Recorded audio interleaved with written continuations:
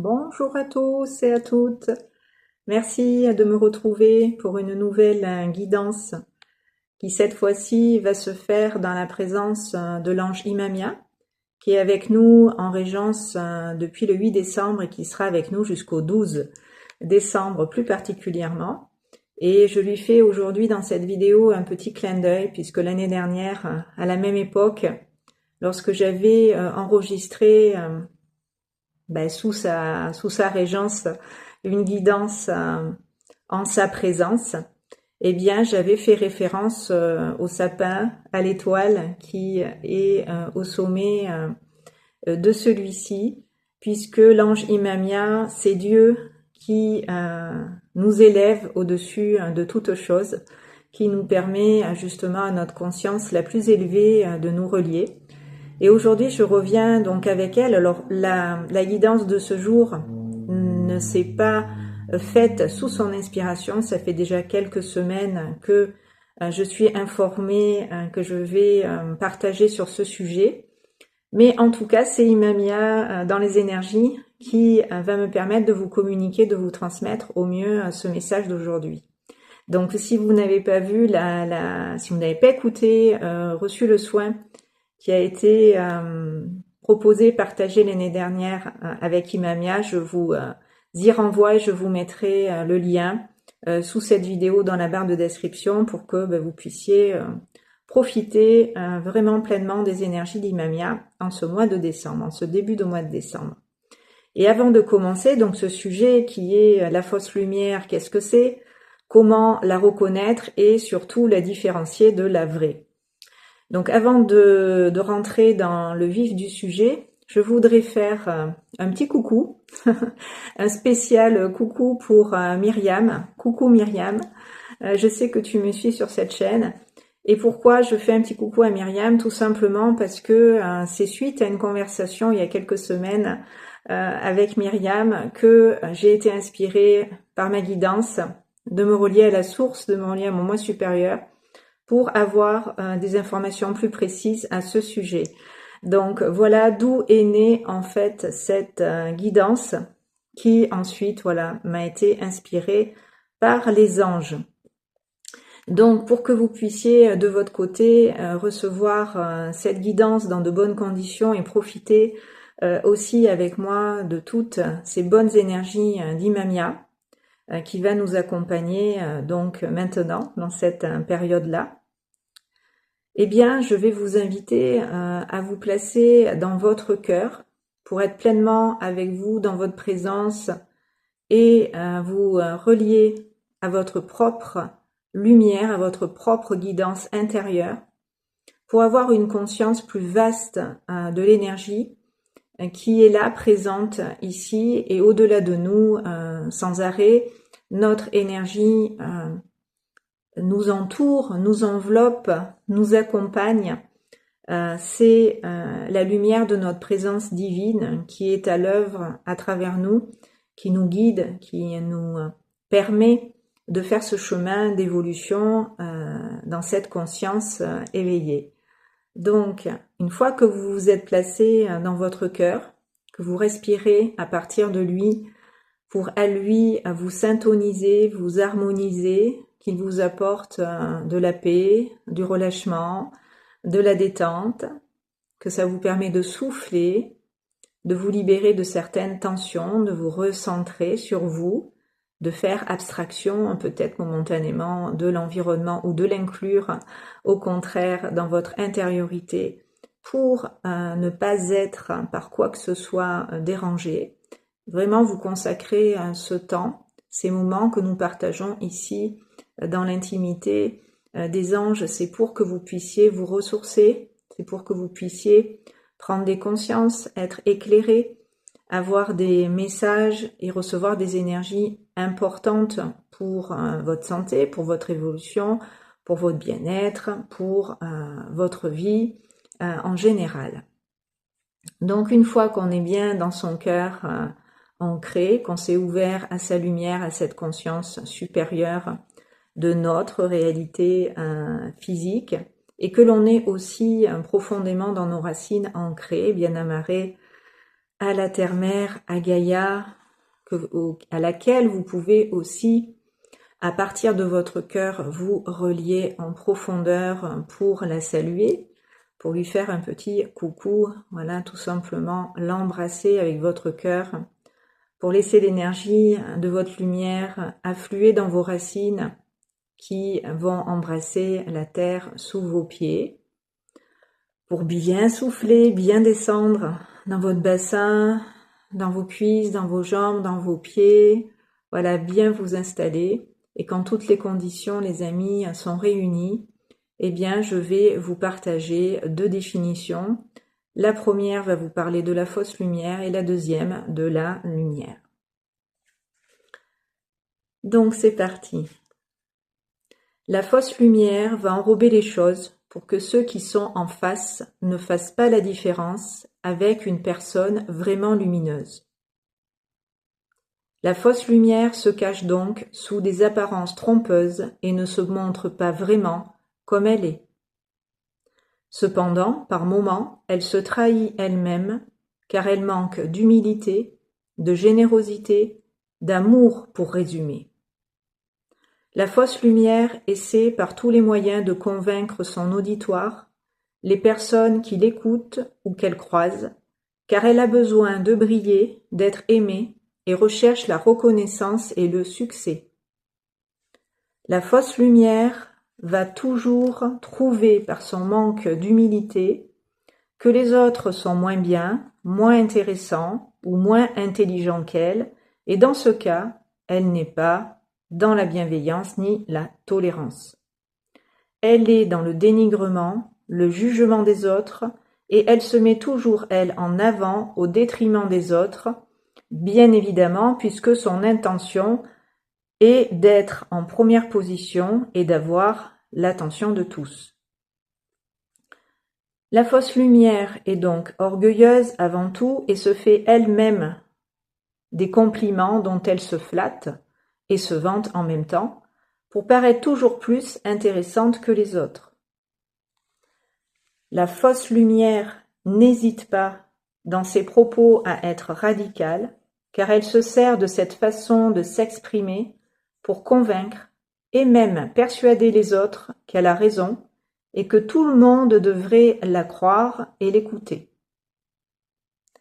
Nous sommes tous des lumières dans la matière incarnée, et nous avons tous une part d'ombre en nous qu'il est bon pour notre évolution de conscientiser, car, comme son nom l'indique, elle génère la fausse lumière.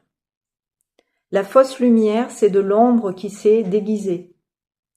La fausse lumière, c'est de l'ombre qui se cache derrière la lumière, la vraie, qui, elle, la lumière, n'a pas besoin de briller puisqu'elle est lumière et elle le sait. Elle est dans l'amour et dans la paix. Elle ne cherche pas à avoir raison. La lumière n'est pas dans la compétition, dans la rivalité. Voilà, elle n'est pas dans cette forme de concurrence. Elle se contente d'être et d'émaner dans sa présence une énergie qui nourrit l'autre et le fait vibrer d'une façon où les mots employés pour en parler font écho à ce qui est ressenti intérieurement quand elle parle. C'est-à-dire que ce que la personne dit, vous devez le ressentir intérieurement à l'identique. Si c'est dissonant, discordant, si le ressenti ne colle pas avec le discours, c'est mauvais. C'est qu'il y a quelque chose de faussé, de dénaturé, de pas ancré tout simplement dans la lumière ni aligné à la lumière. Il y a donc une résonance naturelle qui s'établit entre la lumière et ce qui est la lumière. Ce qui fait que l'on ne peut pas, si on écoute son ressenti, se tromper sur la nature de ce qui est transmis dans l'énergie. C'est comme ça qu'on sait si on a affaire à de la fausse lumière ou à la lumière. Donc maintenant, je vais vous donner une définition de ce qu'est la lumière. La lumière éclaire, apaise, soulage, ouvre des espaces en soi, Elle allège, elle grandit, elle élève naturellement, vibratoirement. Au contact de la lumière, effectivement, le taux vibratoire augmente et on monte en fréquence. Il y a une puissance d'énergie qui se déploie du cœur. Il y a une puissance d'énergie telle, qui se déploie du cœur que celui ou celle qui le reçoit le ressent profondément. Autrement dit, la lumière vibre haut et nous fait nous élever en conscience et passer des paliers de plus en plus élevés vibratoirement qui font énormément de bien pour la santé tant physique que morale. La lumière guérit naturellement les maux et les maladies puisqu'elle rééquilibre les énergies en nous. La lumière est sincère et entière. La lumière est constante et présente en tout, partout. Elle n'a pas besoin de circonstances, de cadres, de normes, de quoi que ce soit pour être. Comprenez que c'est sans condition. La lumière est comparable au soleil qui rayonne intensément sa lumière continuellement, même si la pluie, les nuages, le mauvais temps fait qu'il n'est pas autant perceptible. Le soleil ne cesse jamais de rayonner de sa lumière et elle est en permanence diffusée. La lumière est bienveillante et tolérante, compréhensive et patiente avec les autres. Elle fait preuve d'empathie et se place toujours au niveau de l'autre sans le rabaisser. Au contraire, c'est pour, dans sa lumière, élever les autres qu'elle se met à leur portée et qu'elle les aide à évoluer. La lumière sait reconnaître la lumière quand elle est présente en face d'elle, car il n'y a rien, absolument rien qui ne la dérange. C'est que du bien qui est éprouvé et vécu. Avec la lumière, on se sent bien. On se sent en sécurité et en confiance, et on éprouve énormément de paix qui procure même la détente au plus haut degré. Dans les bras de la lumière, on peut se reposer, s'endormir, lâcher prise, se ressourcer, se régénérer, se guérir, s'affranchir de ce qui blesse et prive chacun de sa liberté. Dans la lumière, on est libre d'être qui l'on est, vraiment, sans condition non plus. Avec la lumière, on est libre et choyé, on est chéri et protégé. La lumière, c'est ce que nous sommes en vérité. Et quand on a fait le chemin intérieur pour la reconnaître et qu'on l'a intégrée comme étant la lumière, c'est elle qui nous fait avancer et nous guide, nous protège en nous alertant d'un danger, d'une menace ou une autre source ou toute autre source de négativité. La lumière nous permet effectivement de voir clair et d'être au clair avec ce qui ne l'est pas. Je répète, la lumière nous permet de voir clair et d'être au clair avec ce qui ne l'est pas. Donc, si vous avez un doute par rapport à quelqu'un et que vous ne savez pas quoi en penser, on va dire exactement, c'est que son énergie ne vibre pas la lumière en totalité. Écoutez votre intuition et faites attention. Soyez attentifs et sur vos gardes, suffisamment méfiants pour ne pas vous faire avoir, leurrer et bien reconnaître les véritables intentions de cette personne. Rappelez-vous que la fausse lumière cherchera toujours d'une certaine manière à vous impressionner pour vous éblouir, vous fasciner parce qu'elle cherche à briller. Alors que la vraie lumière se contente d'exprimer ce qu'elle est en faisant ce qu'elle sait, qu'elle doit faire, qu'on la croie, la suive ou pas, elle fait son chemin et elle avance bien dans la constance de sa présence toujours lumineuse. Elle voit toujours plus loin et vise toujours plus haut, car son moteur c'est l'évolution. La lumière ne se vit que pour croître et s'expanser. C'est sa seule raison d'être et c'est ça qui l'anime. la nourrit. C'est l'amour dont elle parle toujours et qu'elle manifeste tout le temps. Voilà les amis, j'espère que ces explications à ce sujet vous permettront d'y voir plus clair et qu'elles confirmeront aussi la perception et la conscience que vous aviez sûrement déjà de ce qu'est la lumière et par conséquent de ce qui n'en est pas vraiment. En tout cas, c'était le but de cette guidance.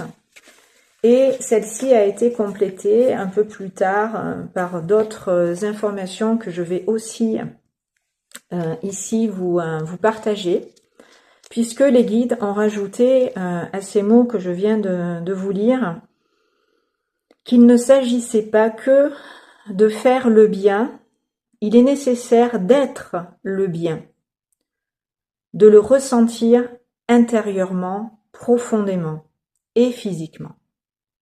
Il s'agit de l'avoir en profondeur reconnu et intégré comme étant un état d'être avant d'être un état de fait.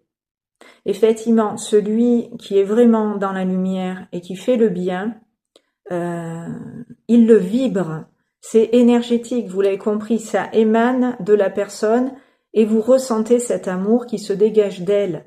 Et ça fait du bien, oui, c'est expérimenté. Ce que les guides veulent dire, c'est qu'il y a certaines personnes dans ce monde qui se targuent de faire le bien à travers des actions comme par exemple donner pour des aides humanitaires de l'argent, etc., faire partie de telle et telle association pour ceci ou cela, qui peut partir effectivement d'une très bonne intention, mais si ce bien n'est pas vécu intérieurement et que c'est motivé par autre chose que l'amour dans l'intention, eh bien ces actes-là servent à rien. C'est-à-dire ils ne sont pas alignés vraiment à la lumière, vous le comprenez.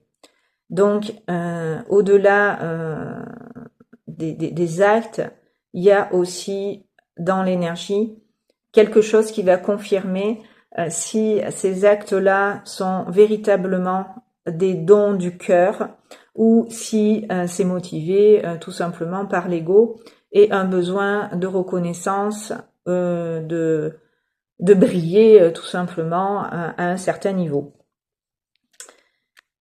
Donc les actes ne suffisent pas, c'est ce qu'ils disent, à faire le bien, même s'ils y contribuent.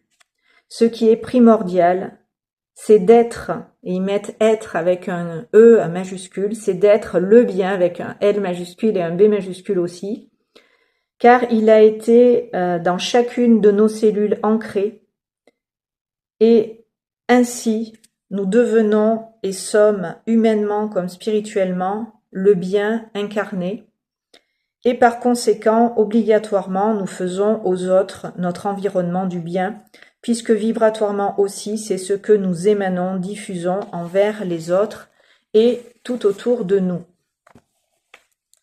Cela se passe de mots, cela se ressent, cela se perçoit aussi physiquement. C'est ce que je vous disais à l'instant. En présence du bien et de la lumière que le bien est, vous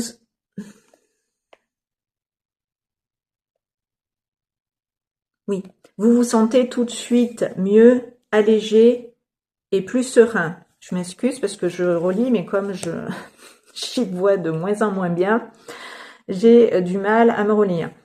Le taux vibratoire naturellement augmente, c'est ce qu'on a vu tout à l'heure, et le moral est à la hausse également. Si vous êtes en la présence d'une personne qui vous plombe, partez en courant, ou en tout cas protégez-vous d'elle en sachant que effectivement ce qu'elle émane n'est pas du tout satisfaisant et bon pour vous.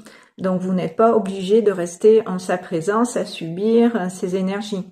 Vous pouvez gentiment couper court, mettre de la distance et vous en aller. C'est comme si vous n'êtes pas fumeur et que vous restez à côté de quelqu'un qui va vous enfumer. C'est pas du tout respectueux pour vous, votre santé. Il n'y a rien d'écologique dans tout ça. Donc pensez à votre écologie personnelle et soyez attentif à ce que vous ressentez physiquement quand vous écoutez des choses, quand vous êtes en la présence de quelqu'un, parce que ça peut passer aussi par les médias, ça peut passer par la télé, ça peut passer par un film que vous allez regarder.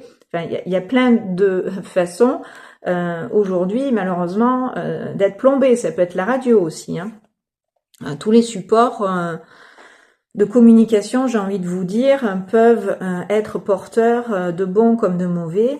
À vous, dans votre ressenti du cœur, à faire le tri pour savoir ce qui physiquement, moralement vous fait du bien et ce qui au contraire vous nuit.